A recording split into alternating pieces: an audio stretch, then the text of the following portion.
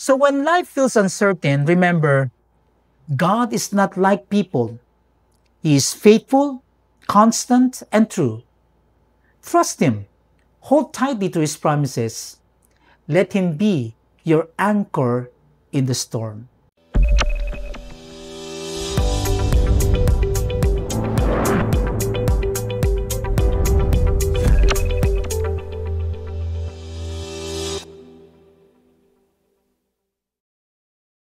Hi and hello everyone. Welcome to our daily manna. Kindly open our Bibles in the book of Numbers, chapter 23, verse 19. As the word of the Lord says, God is not a man that He should lie, nor a son of man that He should repent. Has He said, and will He not do it?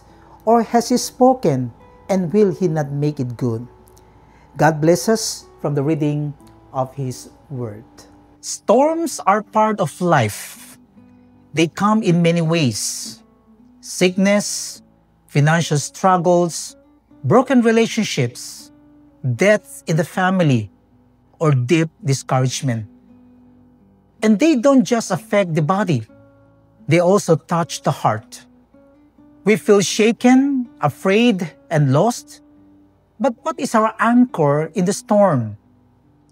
The answer is in Numbers chapter 23, verse 19. This verse reminds us that God is not like people. People change their minds, break promises, and fail. But God is faithful, firm, and never fails. God never lies. When He promises peace, grace, and salvation, it is sure. Every word from Him can be trusted. God never changes His mind. People change depending on feelings or circumstances, but God is constant. His love is firm, His mercy is eternal, and His faithfulness never shifts. God always keeps His word. If He says it, He will do it. If He promises, He will surely fulfill it. His word is not empty. It is the anchor that holds us in every storm. When the winds blow and life pushes us around, God's promises keep us steady. According to Hebrews chapter 6 verse 19 says, we have this hope as an anchor for the soul, firm and secure. It enters the inner sanctuary behind the curtain. God's word is not temporary. It's a permanent anchor even after the storm has passed. So when life feels uncertain, remember, God is not like people. He is faithful, constant, and true. Trust Him. Hold tightly to His promises. Let Him be your anchor in the storm. Let's pray. Lord, I give You praise and worship because You are worthy and unchanging.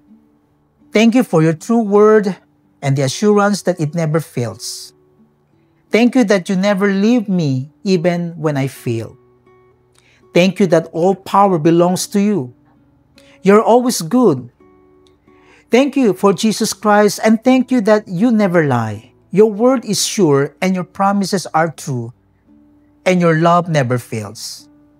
In life's storms, help me stay anchored in You. Give me strong faith, remove my fear, and remind me that everything You have spoken, You will fulfill. I pray this in the name of Jesus. Amen. Here's my challenge. Think of God's promises as your spiritual anchor in life. Once you know His word, follow His leading wherever He takes you. He never fails. Let His word teach you to depend on Him daily through meditation, reflection, and prayer.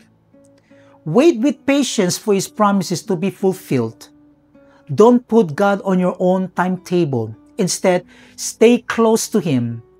Anchor your heart in His word and trust His perfect plan and timing.